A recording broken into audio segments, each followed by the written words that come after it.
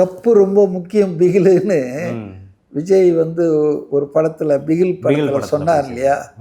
அதனால பிகிலாக இருக்கலாம், இல்லை கப்பாக இருக்கலாம் நான் நினைக்கிறேன். ஏன்னா ஒரு ஒரு திரைப்படத்திலேயே அது பேசுனது, அது மட்டும் இல்லை, அது ரொம்ப தனியாக கூட ஏதோ ஒரு ஆடியோ ஃபங்க்ஷனில் கூட சக்ஸஸ் மீட்டில் விஜய் மைண்டில் வச்சே.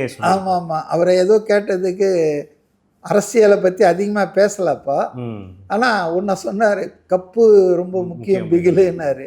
ஸோ கப்பு இருக்கலாம் அல்லது பிகில் இருக்கலாம், எதுவாக இருந்தாலும் சின்னம்லாம் இப்போ ஒன்றும் பெரிய விஷயம் இல்லைங்க. அது ஒரு ஆடட் அட்வான்டேஜ் தான். இப்போ விஜய் யாரை நிறுத்துறாரு அப்படிதான விஷயம். யார் நிற்கிறாங்க அந்த ஊரில், இவருக்கு வசதியா செல்வந்தரா அதெல்லாம் கிடையாதுங்க. விஜயுடைய ஆதரவாளரா, விஜய் நிறுத்தியிருக்கிற வேட்பாளரா, அதுபோல் தான் இந்த சின்னம். விஜய் சின்னமா, சின்னத்தை முன்னாலெல்லாம் பார்த்தீங்கன்னா பாப்புலரைஸ் பண்ணுறது ரொம்ப கஷ்டம். அப்போல்லாம் இந்த மாதிரி மீடியா கிடையாது, டிவி கிடையாது, மொபைல் கிடையாது, இன்டர்நெட் கிடையாது. இப்போல்லாம் ஒரே நாளில் 1 கோடி பேருக்கு அதை கொண்டு போய் சேர்த்துருவாங்க.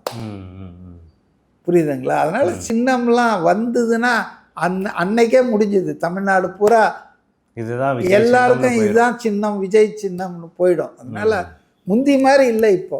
அது எப்போ கிடைச்சாலும் இது. பட் அதுவும் ஒரு ஆடட் அட்வான்டேஜ் தான், ஒரு சின்னம்.